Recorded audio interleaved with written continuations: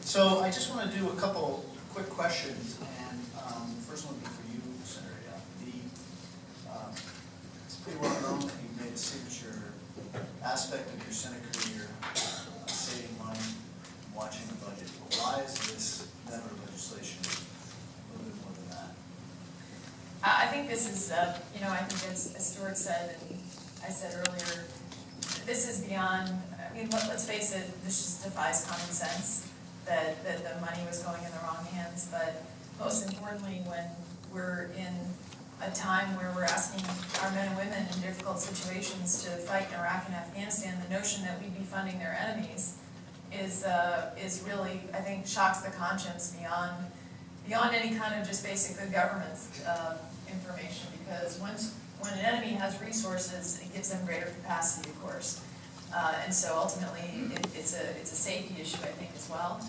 And then also just understanding that things that may be well-intentioned in Washington in terms of rules really don't translate to a battlefield, and understanding that the right tools that they needed to be able to cut funds off sooner, that each situation is different. Something that may work in Washington aren't the right tools, as I know that Stuart can speak to more eloquently than I can, of what's needed on the ground to give that authority and discretion to those who see it right up front and are seeing the person they're dealing with, either at the contractor level, harder on the subcontracting level, of course, because that goes down one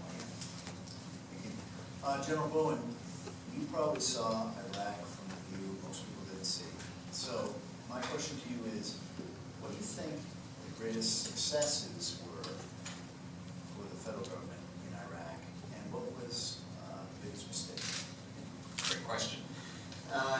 Learning from Iraq does lay out a number of success stories. They don't make news because they don't sell papers, but if you read our reports, you'll see that a number of projects succeeded.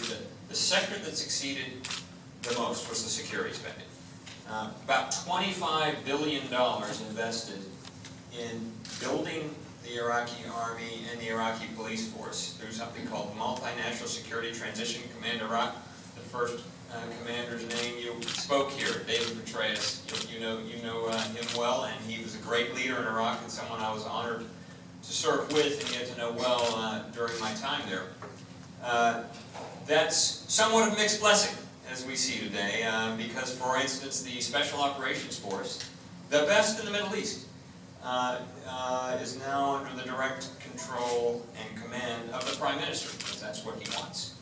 And that's problematic, as you see daily in the news reports from Iraq. The biggest lesson learned is the one that I focused on in my talk, the biggest shortfall, is the failure of the agencies to effectively work together. Senator McCaskill put it well when I told her, asked her what was her biggest lesson from Iraq, and she said, well, the agency dissonance, they worked at cross purposes. She described it as a circular firing squad.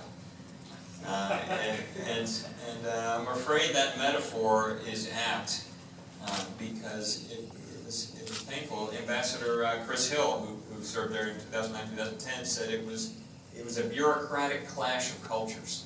Chapter 2 of my report is, in fact, 44 interviews with Iraqi leaders and U.S. leaders, asking them what are the lessons from Iraq.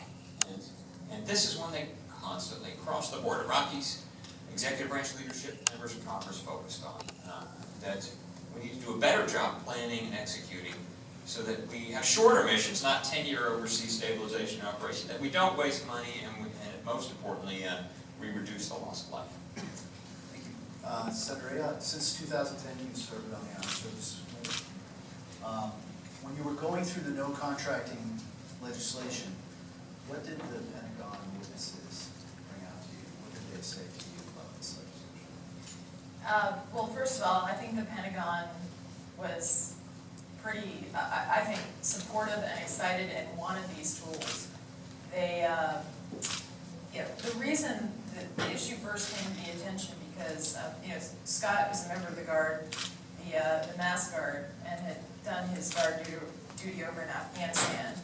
And so I have to give him credit for the initial idea, and then he and I started talking about it, and I began to learn more about it.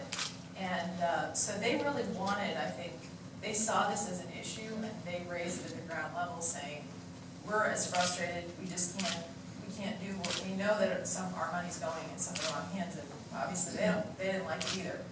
And I've seen the same thing with this legislation that we introduced, the never contracting, Senator Blumenthal and I, in that we got the idea literally from commanders on the ground in Afghanistan, asking them, what, you know, how has this worked and what more do you need?